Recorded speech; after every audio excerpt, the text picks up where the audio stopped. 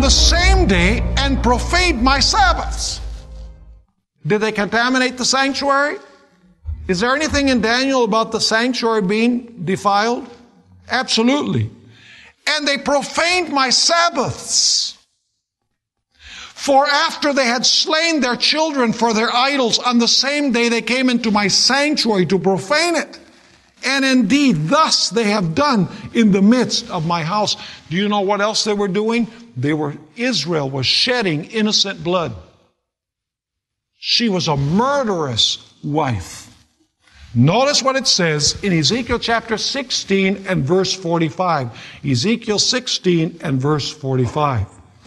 But righteous men will judge them after the manner of adulteresses, and after the manner of women who what?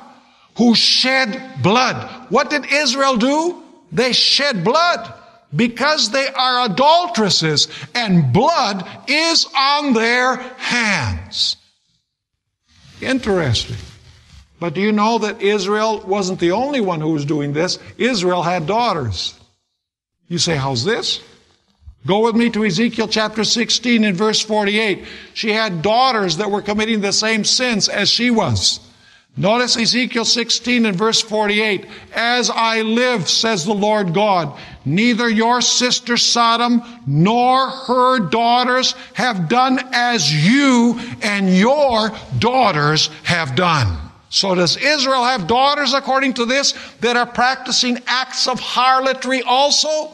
Absolutely. And therefore God says to his wife, I'm going to pour out my wrath upon you. Notice Ezekiel 23 and verses 32 to 34. In fact, God says, I'm going to give you the cup of my wrath. Is there anything in Revelation about God giving a cup of his wrath? Yes, there is. Notice Ezekiel 23 verses 32 through 34. Thus says the Lord God, you shall drink of your sister's cup, the deep and wide one. You shall be laughed to scorn and held in derision. It contains much. You will be filled with the cup of your sister Samaria. You shall drink and drain it. You shall break its shards and tear at your own breasts, for I have spoken, says the Lord. She was going to drink the cup of the wrath of God because of her abominations and because of her harlotries. But there's another interesting detail. We're told in Ezekiel 16 verse 39 that God's people were going to be hated by the very kings that they were committing fornication with. Notice Ezekiel 16 verse 39. I will also give you into their hand, and they shall throw down your shrines and break down your high places. And now notice the terminology.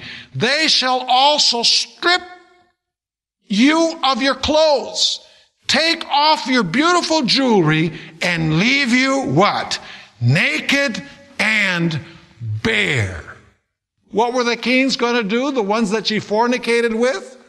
They themselves were going to arise against her to make her naked and bare. And so God told Israel, his chosen people, his bride, who had become a harlot, who was practicing the abominations of the nations, who was fornicating,